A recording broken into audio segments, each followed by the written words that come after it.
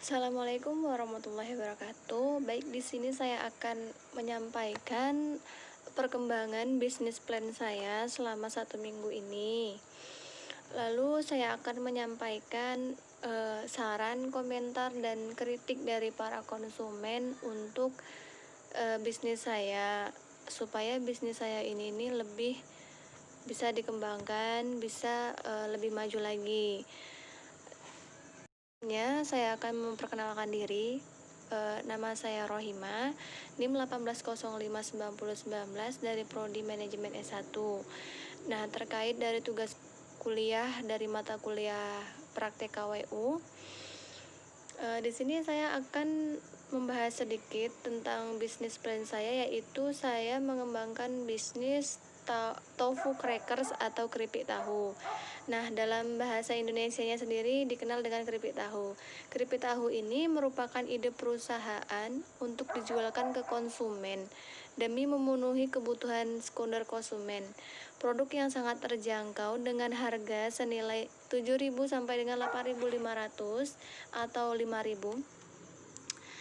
Nah, gimana awal mulanya saya berpikiran untuk membuat bisnis ini karena saya melihat di daerah saya ini, khususnya di daerah Kabupaten Kuantan Sengingi, Provinsi Riau, ide bisnis keripik tahu ini belum ada.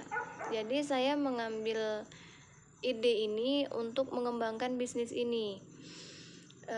Dan saya kira pun budget untuk membuat bisnis ini murah, terbilang murah kan, karena tahu kan nggak sulit ya dicarinya, mudah sekali gitu. Dan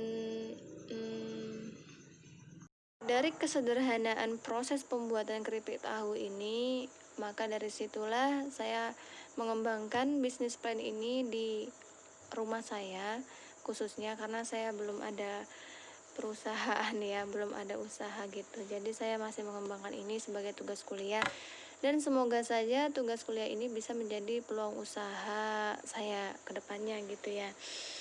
Jadi baiklah, untuk inovasi dari produk ini dari minggu kemarin ke minggu ini gitu ya.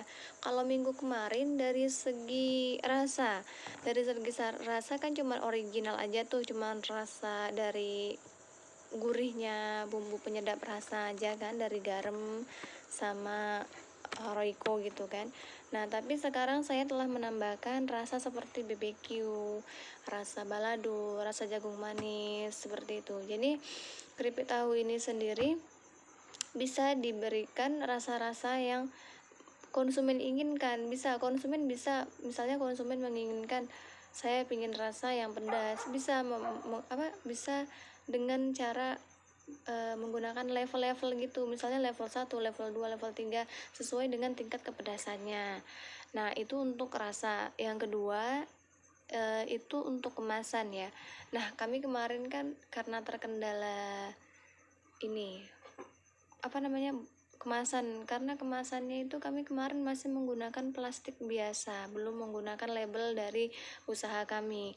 Nah, untuk kedepannya sih konsumen mengatakan lebih bagus ini diberikan label di kemasannya, supaya orang lebih tahu kan kalau ini produk dari usaha saya gitu. Tapi insya Allah kedepannya saya akan mencari di mana bisa untuk membuat bungkus label kemasan yang menarik ya.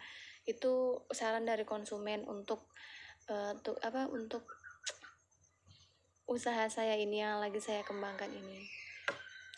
Nah, untuk yang lainnya lagi sih, dari segi rasa udah, kemasan udah, dari segi pemasaran. Nah, jadi konsumen ini ada yang bilang kan, Kak, kenapa kok nggak dipasarkan online aja gitu kan.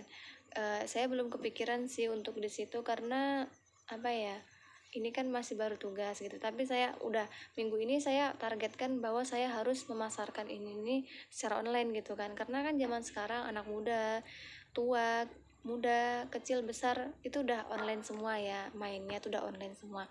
Jadi saya memanfaatkan media online ini untuk mempromosikan produk bisnis plan saya gitu kan. Jadi saya saya share di Instastory, di WhatsApp, di Facebook, di Instagram. Itu saya buat ya itu tadi kan kendalanya karena kemasannya kurang menarik, jadi saya kurang pede untuk memasarkannya di ini di media sosial. Tapi ya menurut konsumen tidak masalah kak, nanti kan lambat laun nanti juga bisa disusul kemasannya itu gitu.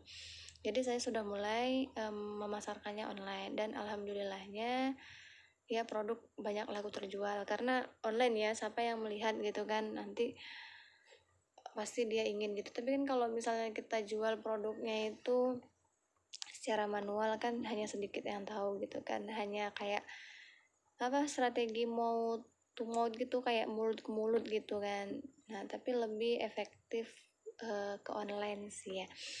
Terus kalau dari segi bahan baku mudah untuk dicarinya.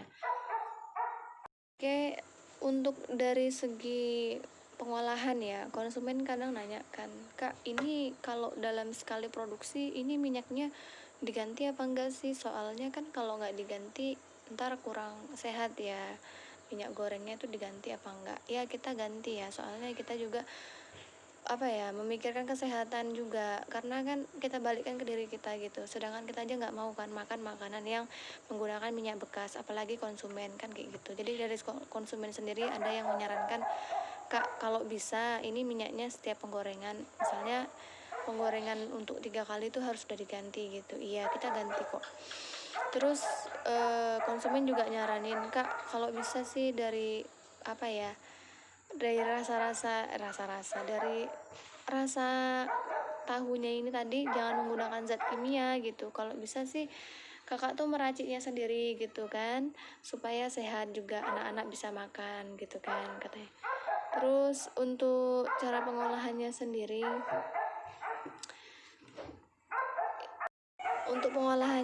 kami menggunakan kompor gas ya, nggak menggunakan kayu bakar.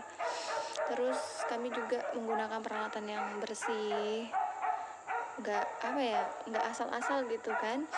Terus